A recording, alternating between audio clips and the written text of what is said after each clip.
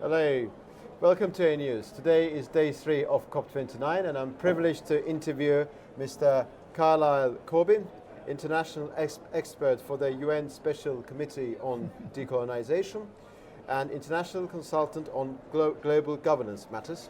Welcome to A News, Mr. Corbin. And also Mr. James Finies from Bonaire, political leader of the United People's Progressive Movement. Thank you very much to both of you for being with us today. Allow me to put my first question to you, Mr. Corbin. Could you explain to us, in a nutshell, in its basic contours, the connection between colonization and its consequences and the fate of some of the small island nations and other overseas territories? Yes. Well, first, thank you very much for the opportunity to speak with you. Just a slight correction. I am the senior analyst in the Dependency Studies Project. My work with the United Nations ended years ago. My actual interest on this relates to, of course, the overseas territories, non-sovereign territories, which are, in fact, just as any other small island developing state, are affected and impacted by climate change and also environmental degradation as well. But one of the key issues here is that the non-sovereign areas do not have the power, the political power, in order to mitigate these issues with the same degree of awareness and political power as, say, independent states, which are also small islands. Now, of course, this is an issue of colonialism, which still exists, contemporary colonialism, and there is a linkage, of course, between the colonial state of those territories and their accessibility to resources, to finance, their ability to mitigate the impacts of climate change, and also to even address issues of environmental degradation and environmental impacts that may occur as a result of unilateral authority which is exercised over them, including exemptions on the use of toxic waste, toxic materials in agriculture and so forth. Well, of course, the biggest issue is that of the imposition of nuclear testing, which took place in the Pacific region in several areas, both in Micronesia as well as in Polynesia. Thank you very much indeed for explaining to us the problem in its basic contours. And now my first question is going to be to you, Mr. Finies. President Aliyev today was delivering a speech at the meeting dedicated to the case of small island developing states, particularly mentioned your case. Could you explain what is particularly unique when it comes to the impact of climate change when it comes to Bonaire? Okay, thank you for the opportunity. First of all, Bonaire didn't exist in the international community. Yes. Nobody knew about that name before we step out, and this today was actually a historical day for us. After we disappeared 400 years ago as a colony, today we emerge back as a people when they mention our name.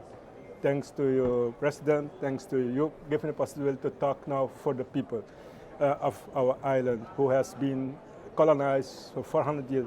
Colonization never stopped in our part. We're not living in a post-colonial world. We're not talking about climate issues.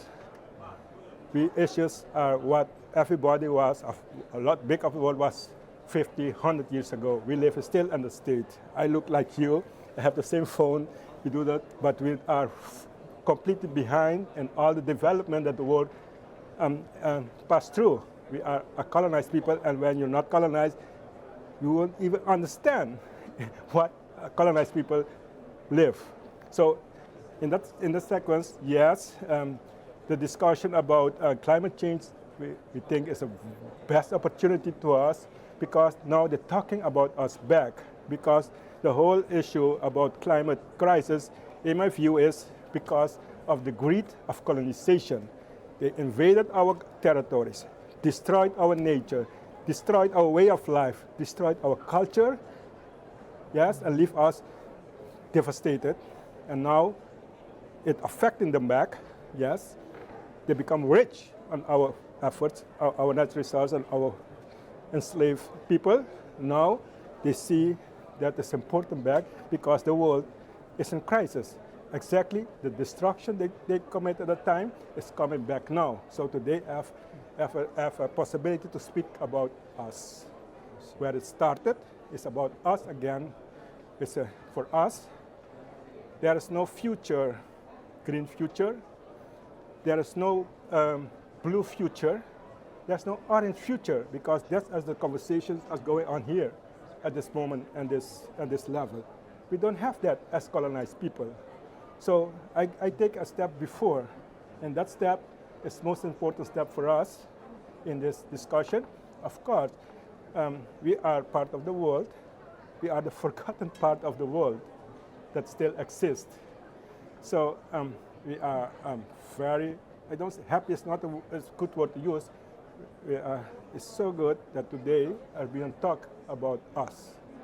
A particular problem with small island developing states is rising sea levels, of course. And as far as I know, Azerbaijan funded the delegation from small island developing states to come here. That was, I think, announced back in September of this year. When it comes to small island developing states, would you say that the lack of agency is the key part of the problem they are facing when it comes to dealing with the worst impacts of climate change? Or there are some other elements to the problem enveloping your case that we are not aware of? Yes, one major problem for us is we will confront all the problems everybody else confront.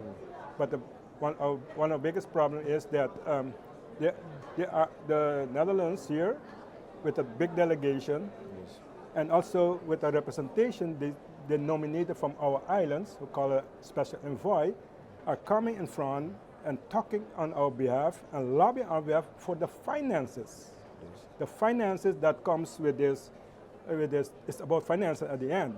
That's what we understand. The key centerpiece yes, of this conference, of course. Yes, and that is for them the only objective of mentioning our issues now here, because they will be collecting that so-called help for us.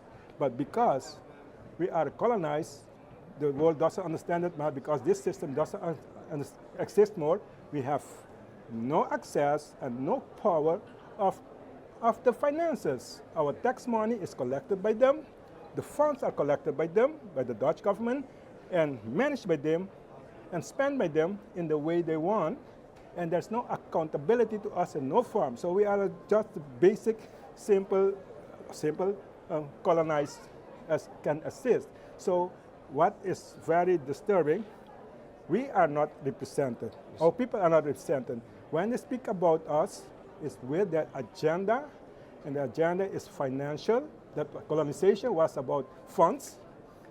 Now they don't need to cut the trees. They don't need to make a slave. They will collect the money just with some nice presentations instead of what they did with our ancestors. So it's a modern form of colonization. Are you suggesting that they exploited your resources, they colonized you, now what they're doing is earning some money at your expense? Is that what you're saying? That is not what I say. That is what we're living in. Yeah. Our people, our population get poorer after all what is speaking about now, much poorer.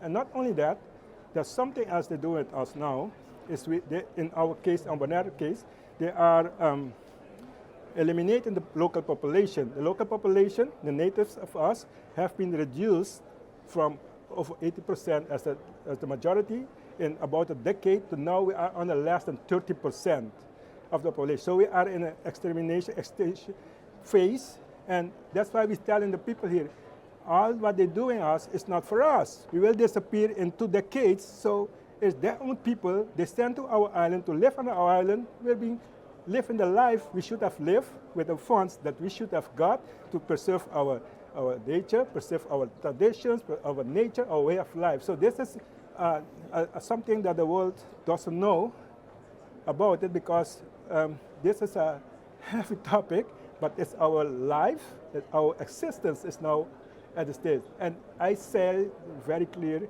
we will disappear before any climate crisis come and stop. So in your case, the climate crisis, of course, is general theme here, but in your case it's actually about day-to-day survival. If no action taken today, the implications are going to be too hideous to contemplate later. May I turn to you, Mr. Corbin? We had a discussion, extensive conversation earlier.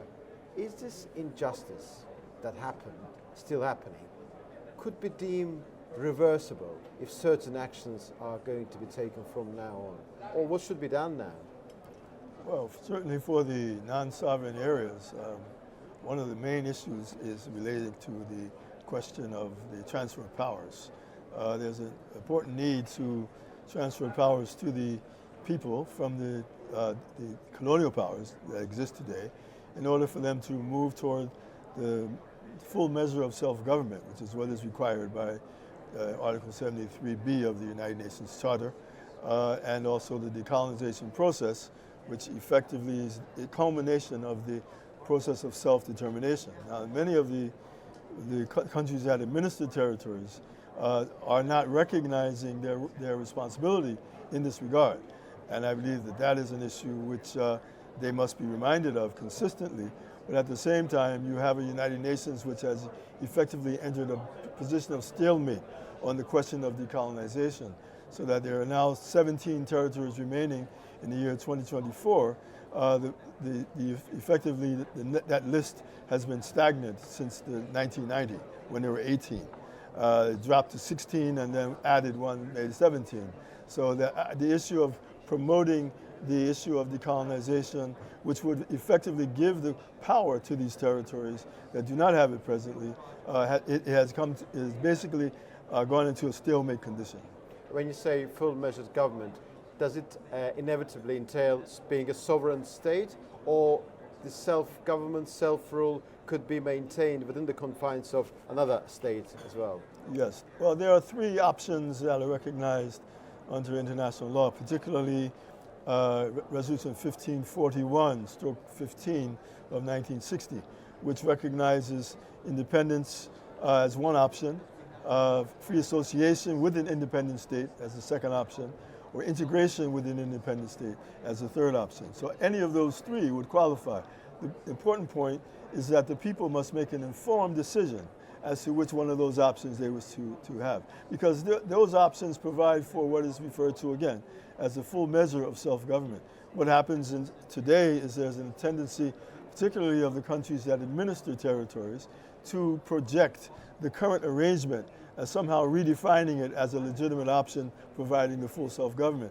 But studies have shown, and we as in the Dependency Studies Project have done a number of those studies, which we refer to as self-governance analyses, to determine that these territories have not met that minimum standard, which is set not only by the Charter of the United Nations, but also by the relevant resolutions of the General Assembly, as well as the number of human rights conventions. Well, I'm very grateful to both of you. Thank you very much indeed for this opportunity. Great pleasure. Thank you. Thank you.